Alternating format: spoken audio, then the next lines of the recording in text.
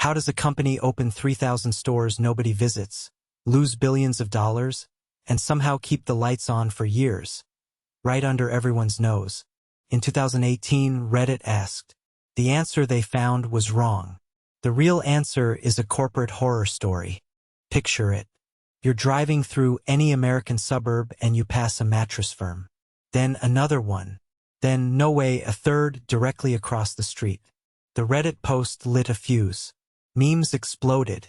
TikTokers filmed themselves standing at intersections surrounded by mattress stores like they'd stumbled into a glitch in the simulation.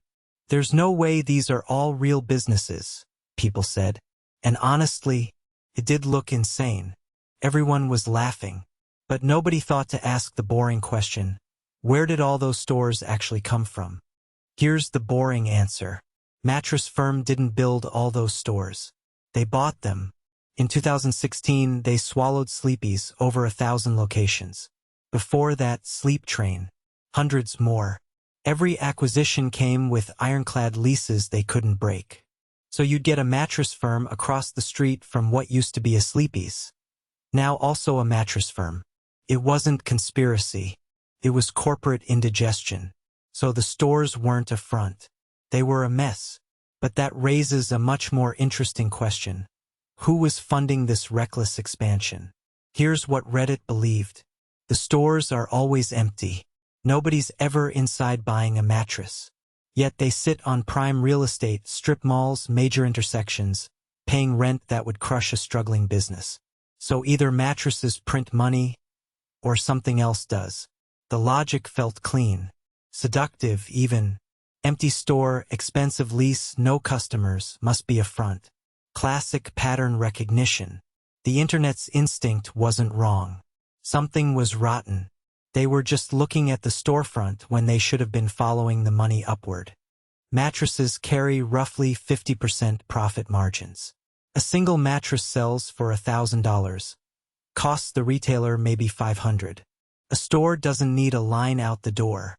It needs 3, maybe 4 sales a day. That's it. The always empty showroom that screamed fraud to millions was actually just how mattress retail works.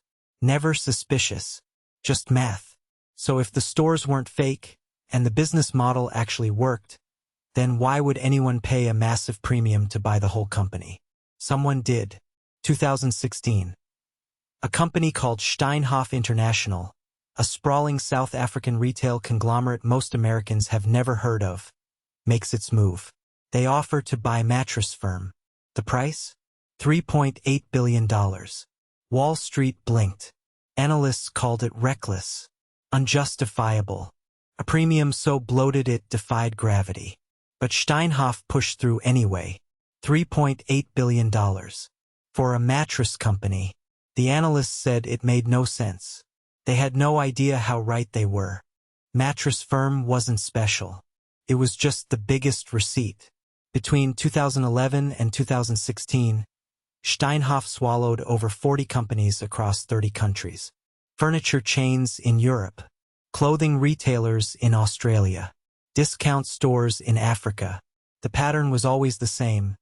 Pay too much, absorb the mess, move on to the next deal. They didn't integrate.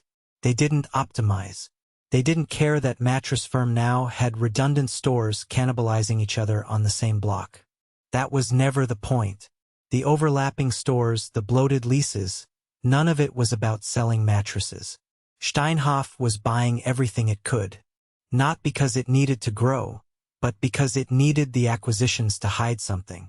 The stores were never the scam. The company was the scam.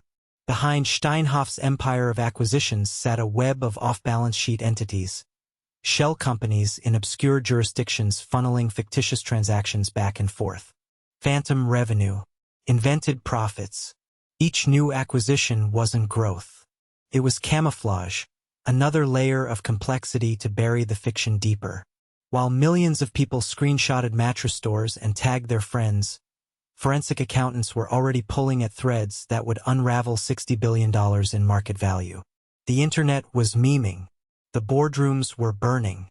Every number Steinhoff reported to investors was a lie. And at the center of it all was one man. Markus Jooste. Tanned. confident. The kind of CEO who raced thoroughbred horses and flew private jets and still made everyone in the room feel like he was on their side. He took Steinhoff from a modest South African furniture outfit and built it into a $60 billion global empire. Pension funds poured in. Institutional investors fought for allocations. Forbes profiled him. And the whole time, he was fabricating billions in fictitious transactions through a shadow network of shell companies no auditor could untangle fast enough. For years, nobody questioned Markus Jooste. Then, in December 2017, the whole thing came apart in a single week. December 5, 2017. Steinhoff's auditors at Deloitte refused to sign off on the books. They can't verify the numbers. They won't. Within hours, Markus Jooste resigns. No press conference. No explanation. Just gone. The stock opens the next morning and collapses, 90% of its value erased. In days, roughly $60 billion in shareholder value evaporates. But this isn't Wall Street money vanishing into abstractions. South Africa's government employees' pension fund held billions in Steinhoff stock. Teachers, nurses, civil servants who'd worked 30 years for a retirement that no longer existed. Ordinary people. Destroyed. And while billions were evaporating in South Africa, what was the American internet doing? Making memes about mattress stores. Here's the bitter irony. The Reddit conspiracy post goes viral in 2018. Months after Steinhoff's fraud had already been exposed. The internet is laughing about fake mattress stores while the real crime has already detonated across an ocean.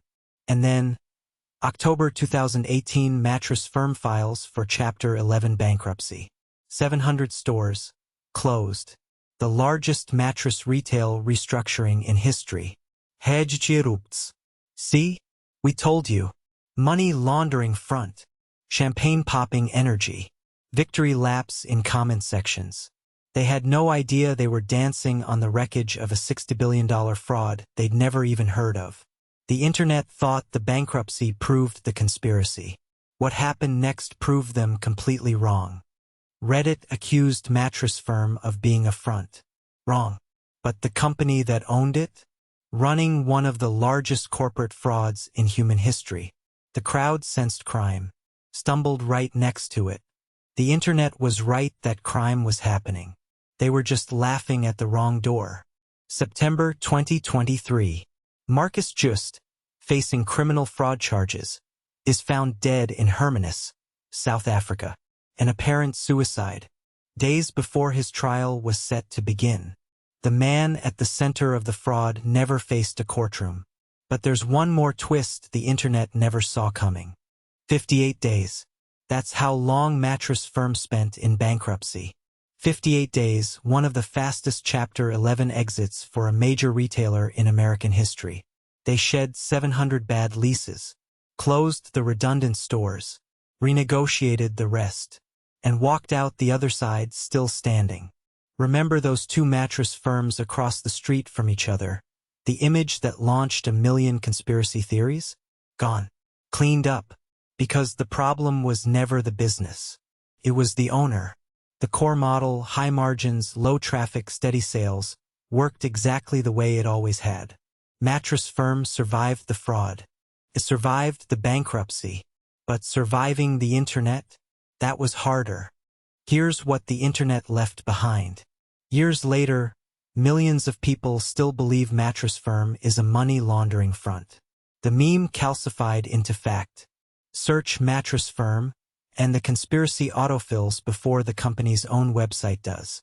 The joke became permanent brand damage, arguably more corrosive to Mattress Firm's reputation than a $60 billion fraud was to its operations. Meanwhile, in South Africa, pensioners who lost everything when Steinhoff collapsed. Remember, $3.8 billion was just one acquisition in an empire that vaporized $60 billion. Those people remain invisible. The internet aimed its spotlight at comedy while tragedy played out offstage in silence. So what does this story actually teach us? The internet was right. Not about the stores. Not about money laundering. But about the instinct something criminal was hiding behind those mattress signs. The real fraud was spreadsheets. Off-balance sheet entities. Boardroom deception. Nothing that fits in a meme. Virality rewards the entertaining theory, not the true one. The crowd can smell a crime. But the biggest scandals don't hide behind the storefront. They hide above it in the boardroom where nobody's filming.